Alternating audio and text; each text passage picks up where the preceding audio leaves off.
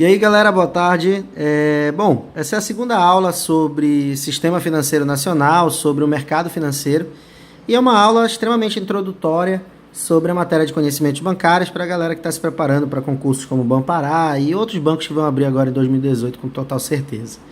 E na nossa primeira aula nós fizemos uma introdução básica sobre o mercado, sobre como funciona, e agora basicamente nós vamos dar alguns nomes a esse mercado, ok? E aí você tem que tomar cuidado, porque o mercado de intermediação financeira, que era o mercado que nós estávamos explicando para você na última aula, ele basicamente é chamado de Sistema Financeiro Nacional, que é basicamente o mercado que trabalha com essa intermediação entre o superavitário e o deficitário, ok?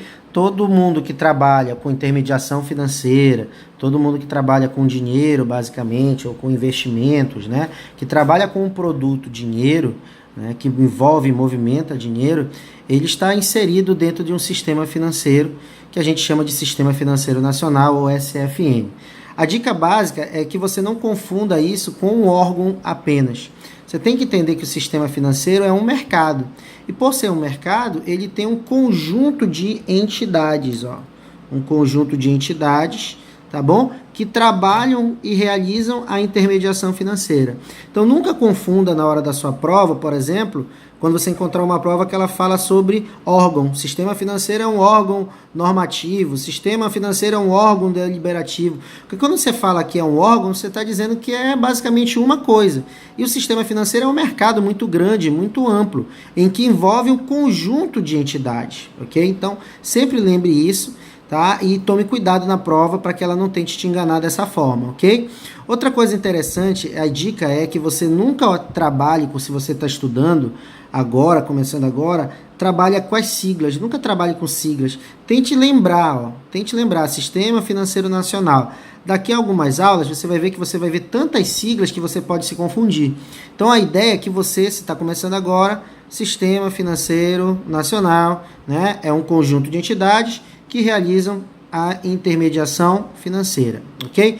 Só para você entender que ele é um conjunto de entidades, você tem diversas formas de organizar essas entidades, mas a principal, que a gente encontra muito em prova, é essa aqui, ó, que o Sistema Financeiro Nacional é organizado em entidades normativas, supervisoras e operacionais. Ou seja, entidades que criam regras apenas, entidades que supervisionam a inclusão dessas regras criadas pelas entidades normativas e entidades que vão fazer a operação de intermediação financeira utilizando as regras criadas pelas entidades normativas e muitas vezes sendo supervisionadas pelas entidades supervisoras, ok? Então, sempre você vai ter, por exemplo, essa forma de organizar esse mercado. Entidades normativas, supervisoras e operacionais. Quando você ficar mais experiente, você vai ver que existem outras formas de você organizar esse mesmo mercado. Então, essa é a principal, é a que mais cai em prova, mas é bom você, daqui a um tempo, olhar outras formas de organizar esse mercado. Ok? Então, cuidado com isso. Vamos lá colocar um nome. Vamos te mostrar aqui, ó, uma entidade normativa do Sistema Financeiro Nacional. E uma delas é a que mais cai em provas do Banco do Brasil e Caixa Econômica, é o Conselho Monetário Nacional, que é o famoso CMN. E, Rômulo, qual é a estrutura? Só para você entender, basicamente, assim, o Conselho Monetário, ele já tem um nome que a gente chama de conselho. Então, o que é isso? É um grupo de pessoas, ele é estruturado entre 3 membros, ó, que vão se reunir para tomar decisões sobre o mercado, sobre o Sistema Financeiro Nacional. Então, ó, o que você vai ver aqui, ó? Que a estrutura do Conselho Monetário, deste conselho, é constituído de 3 membros. 3 pessoas no Brasil se reúnem para criar regras, para criar normas para o mercado financeiro, para o Sistema Financeiro Nacional.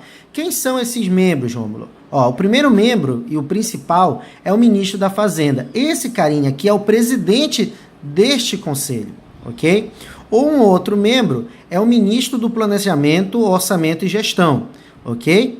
E o terceiro membro é o presidente do Banco Central do Brasil. Uma dica aqui para você lembrar na hora da prova, para evitar alguma confusão, é o seguinte, ó, não sei se você notou, mas aqui eu tenho um ministro da Fazenda, um ministro do Planejamento e um presidente. Às vezes algumas provas tentam confundir, dizendo que o Conselho Monetário Nacional é constituído de 2 ministros e um presidente. E não é verdade. Por que, que não é verdade? Porque esses presidentes do Banco Central do Brasil, com o tempo, ele também adquiriu status de ministro, ok? Então lembra disso, que se alguma prova tentar enganar você de alguma forma, lembre sempre que você tem realmente 3 ministros, sim, 2 ministros e o presidente do Banco Central, que também tem status de ministro. O presidente do Bacen também ele é responsável por fazer a secretaria dessas reuniões. Você vai ver que o Conselho Monetário Nacional ele se reúne uma vez no mês. E aí, quem é que toma conta das pautas de reuniões? Quem é que cede o local de reunião para o Conselho se reunir? Basicamente é o Banco Central, através do seu presidente lá do Banco Central. E, Rômulo, qual é a função desses 3 membros dentro do sistema financeiro? A função dos 3 membros, basicamente, é regulamentar o sistema financeiro. Que é isso, Rômulo? Criar regras para o sistema financeiro. Todo mundo que opera com intermediação financeira, captando dinheiro do superavitário e guardando, né, e logo investindo no deficitário, ele tem que seguir as regras do nosso Conselho Monetário Nacional. E olha só o que é interessante. O que eu quero que você tome cuidado? Este Conselho Monetário Nacional, ele não tem, função executiva. Ou seja, ele não vai executar nada, ele vai apenas regulamentar, que há regras para o mercado. Por que ele não vai executar nada? Porque, em primeiro lugar, ele não é um órgão operacional. Segundo lugar, ele tem órgãos supervisores que vão colocar em prática aquilo que ele criou de regras, tá bom? Então a função dele é apenas regulamentar o sistema financeiro, não tem funções executivas.